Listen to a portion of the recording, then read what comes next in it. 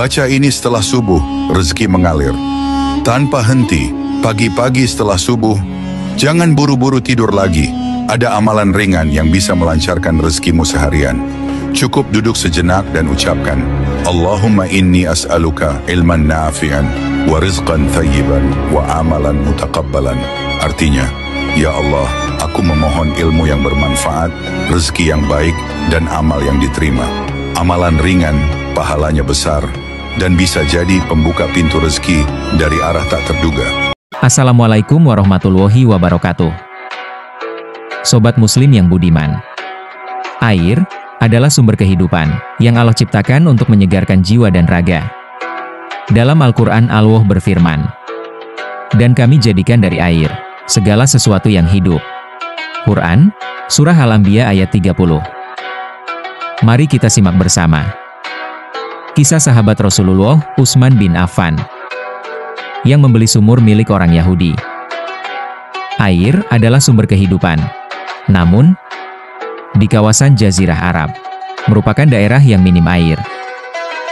Pada zaman Rasulullah, terdapat satu sumur yang menghasilkan air jernih dan berlimpah. Sayangnya, sumur ini dimiliki oleh orang Yahudi, yang ogah memberikan air sebagai sedekah.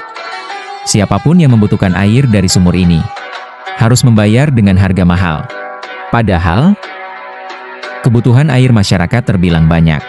Sementara air di sumur-sumur Madinah kebanyakan berkeruh. Perkara sumur milik orang Yahudi ini, kemudian terdengar sampai ke telinga Rasulullah. Melalui para sahabat, Rasulullah lantas bersabda, barang siapa yang membeli sumur orang Yahudi, kemudian timba miliknya ia campur dengan timba orang-orang Muslim, atau disedekahkan, maka ia akan mendapat balasan sumur yang lebih baik di surga. Mendengar perkataan Rasulullah ini, Utsman bin Affan langsung bergegas menemui orang Yahudi pemilik sumur. Tujuannya adalah untuk membeli sumur miliknya. Namun, tak semudah membalik telapak tangan, orang Yahudi ini enggan menjual sumurnya, lantaran ia bisa mendapat banyak keuntungan dari penjualan air sumur. Utsman pun memutar otak, memikirkan bagaimana caranya agar sumur tersebut dapat menjadi miliknya, supaya orang-orang Muslim bisa mendapatkan air dengan mudah. Utsman kemudian mendapat ide untuk menawar dan membeli separuh dari hak sumur tersebut. Dengan tawaran ini, satu hari sumur menjadi milik Utsman, dan hari berikutnya milik orang Yahudi, demikian seterusnya. Dengan tawaran ini, orang Yahudi pun tertarik. Orang Yahudi ini mengira bahwa Utsman membeli hak sumur ini dengan tujuan untuk meraup keuntungan dari jual beli air.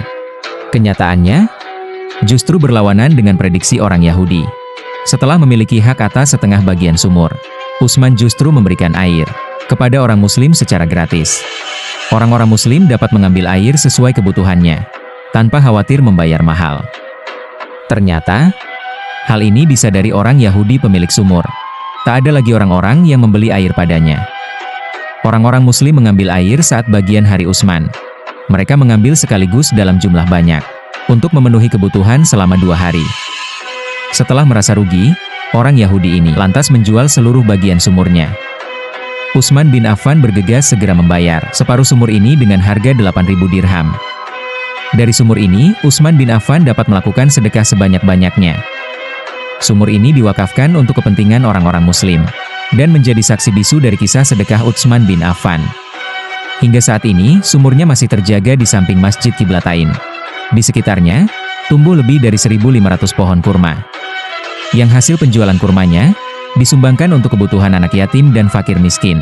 Masya Allah, betapa mulia kedermawanan sahabat Utsman bin Affan. Mari ambil hikmah dari kisah ini, menjadikan suri tauladan bagi kehidupan kita yang lebih baik. Jangan lupa like and subscribe. Semoga video ini bermanfaat. Wassalamualaikum warahmatullahi wabarakatuh.